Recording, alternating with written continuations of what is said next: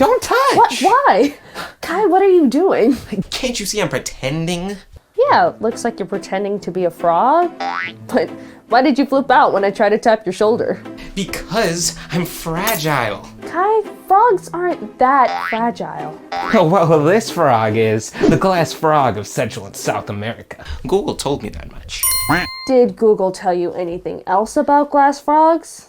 Like they aren't made of glass? Wait, what do you mean they're not made of glass? If you want to learn more about things in the wild, I've got just the thing. You want to see it? Do I want to see it? Are glass frogs made of glass? Oh, you already said no. Are kangaroos born with springs in their tails? Also, no. Alright, just show me.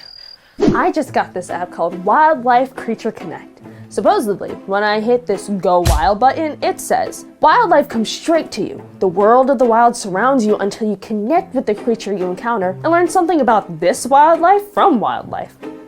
What do you think? Should we hit the Go Wild button? Should we hit it? Do parakeets play Parcheesi? Sorry, I meant yeah. Okay, let's do it. Go Wild! Whoa! Were we just transported?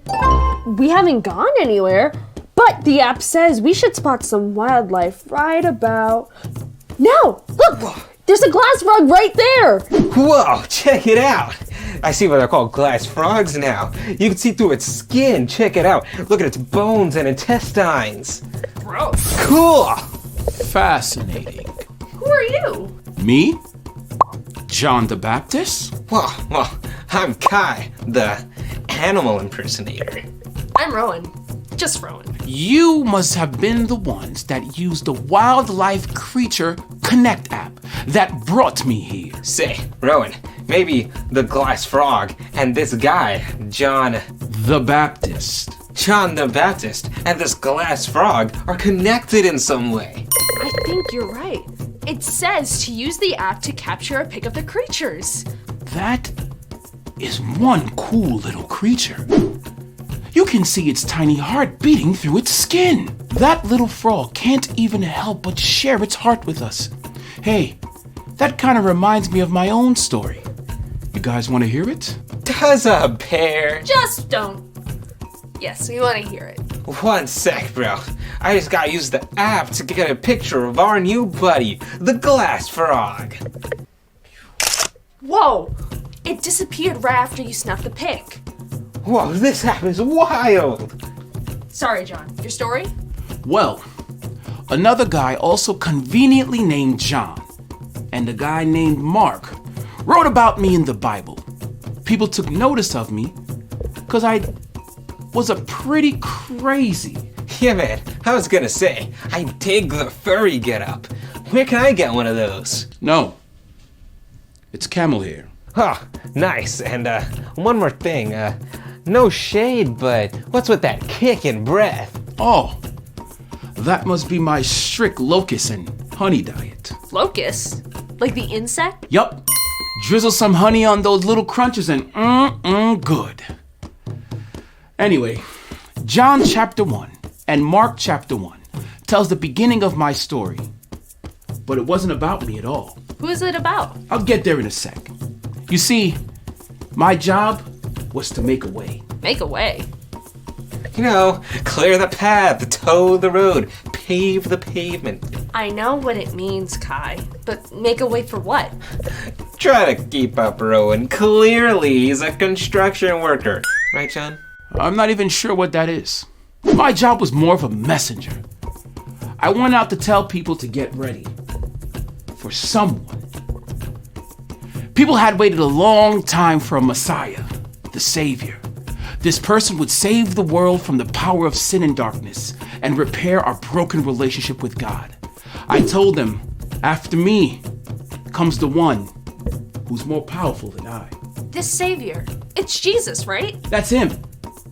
So, at this point in time, Jesus hadn't started doing God's work yet. So, I was doing my part to get everyone ready for him. I helped people own up to the bad decisions they made them realize how much they needed God, and I baptized people in the Jordan River. Oh, you dunked them in water. Refreshing. Well, it wasn't for fun. Being baptized is a way of showing that you're ready to say goodbye to your not so great parts of your life. You go into the water, wash away your old life, and come up brand new with Jesus. So that's why they call you John the Baptist.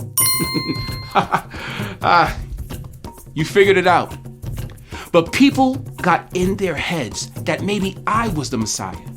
They kept asking me, but I've always said, I'm not the Messiah. I'm the voice of the one calling in the wilderness. Make straight the way for the Lord. I was just the one who was preparing the way for Jesus. Wow, John, that's some story.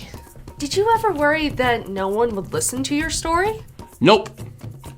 I just knew that I had to keep sharing it because it was all about Jesus.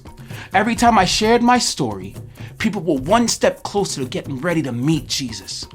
And when Jesus came, I knew people who met him would share their story too. Wow, you're a real cool dude, J-Bap. I just came up with that. You like? Well, thanks for sharing your story with us. Don't thank me. Thank Jesus. He's the reason why I did it. He's the reason why we all should share our story. Wow! That was wild. Don't you think so? Do I? Do rabbits rap? Sorry I asked. Let's recap, friends. We hit the Go Wild button on the Wildlife Creature Connect app, and that brought wildlife to us. We got to see a glass frog's beating heart through its see-through skin, and we got to see J-Bap's heart for Jesus. J-Bap showed his heart for Jesus by sharing how his story was to tell people all about Jesus, who would save the world from sin. John helped us understand that the reason why he shared his story was because of Jesus, and the same is true for all of us. Big idea? It's wild! Jesus is why we share our story! J-Bap taught me a lot about Jesus, so this adventure is definitely gonna be a part of my story from now on. Me too! An adventure with Jesus needs to be shared. Yeah. Are you ready to share your story? I sure am. Well, that's it for today, everyone. See y'all on our next adventure. Who are you talking to? Them. Who's them? You have a lot to learn. Bye, friends! Bye, whoever you are. Hey, Rowan, where'd you go?